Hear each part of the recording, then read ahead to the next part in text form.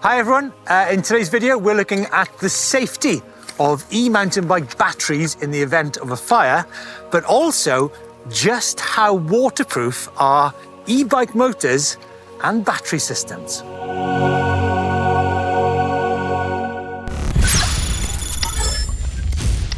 Okay, before we go swimming, let's talk batteries. Now, batteries are possibly one of the most undervalued parts of an e-mountain bike system. Today, we're looking at the Giant battery system, which is said to be the safest and longest lasting on the market. It's said to do 2,300 cycles before you see any drop in the charging potential. So that, if you're doing like a road ride, that probably equates to around 220,000 kilometers. It's incredibly safe. Giants say you can actually drive a car over this battery. I'm pretty sure we'll drive a car over it later on in the video. But first of all, Giant also say that this battery is fully waterproof. Yes, I hear a long silence coming on, so let's go and have a look, shall we?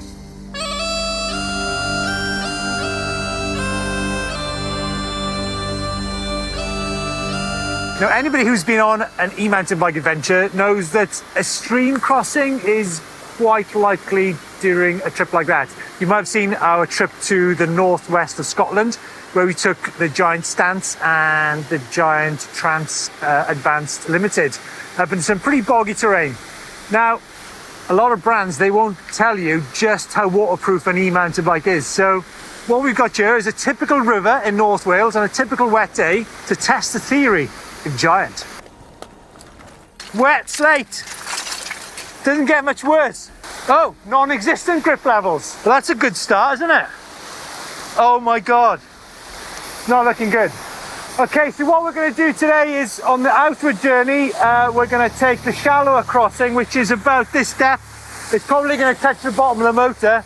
But on the return journey, we're going to kind of go in here, which probably is going to fill my wellies. Folks, just going to do a disclaimer just before I go into the deep end. Please do not try this at home. It's simply not worth it. Just literally get your bike above your head and carry it across the river, as I've done on many occasions. I'm going to give my mic to Joey because in the event of a spillage, I'm also going to give him my phone as well. I've got to say I'm feeling pretty nervous about this. Okay, here we go then, guys. More splash Giant style. Oh God.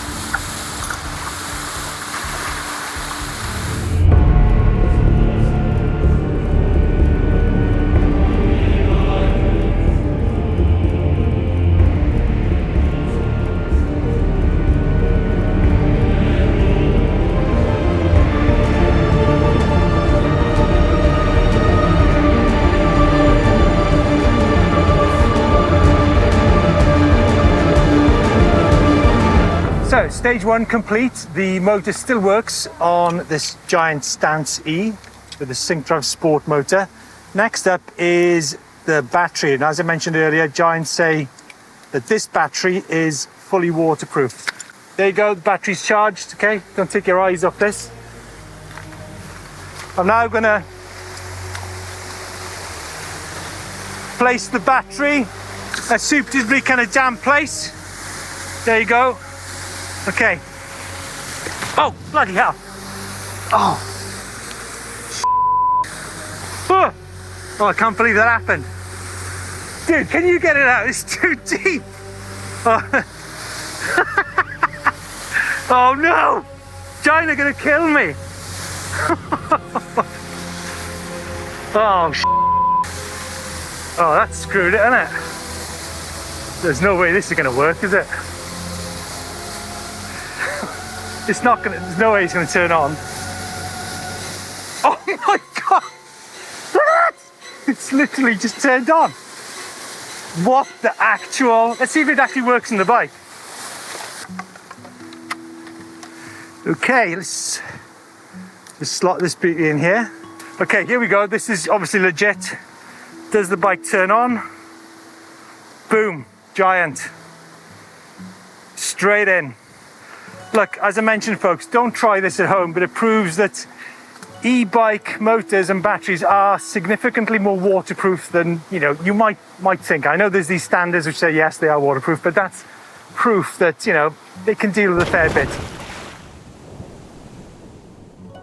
Okay, here we are, 3 weeks later. Now, I just wanted to be sure that the bike has survived 3 weeks since its drowning. So, will it turn on? Oh, literally, it's just fired up there. Talk about fire in a minute. Now, batteries, as I mentioned earlier, possibly one of the most undervalued parts of an e-mountain bike. Loads of tech on here. This is the energy pack battery from a Giant. Now, there's actually an added sleeve in here, a waterproof sleeve, which has enabled this bike to survive that North Wales river. Now, in terms of the energy pack battery, Giant say it's one of the safest and longest lasting on the market. 2,300 charge cycles, which equates to, okay, if you've got an 800 watt hour battery, that's about 220,000 kilometers. That's a lot of riding.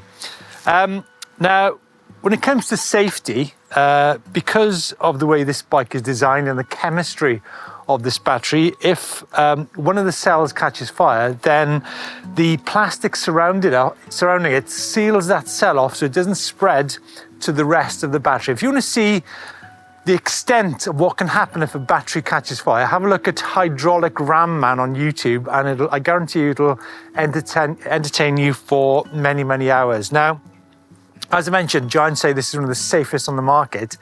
They actually say that you can drive a car over it. Okay, Louis, stand back in case it just fires off.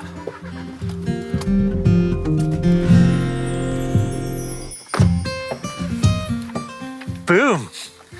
I guess that's only, what, 2 tons, that van? I think the battery is actually good for over 10 tons. So there you go, folks. Pretty bulletproof, I'm sure you'll agree. Now, the great thing about the energy pack battery is its increased density, lower weight, and higher volume. So this is due to the different chemistry and also the 22700 cell type. So this is a different composition to, say, a car battery or a power tool battery, which simply isn't up for the job. Now, each cell in a Giant battery is physically separated rather than packed together. So in many batteries, if one goes, they all go. On the energy pack, the plastic is designed to melt around the cell, making it one of the safest batteries out there. So there you go. It's pretty much tested to destruction.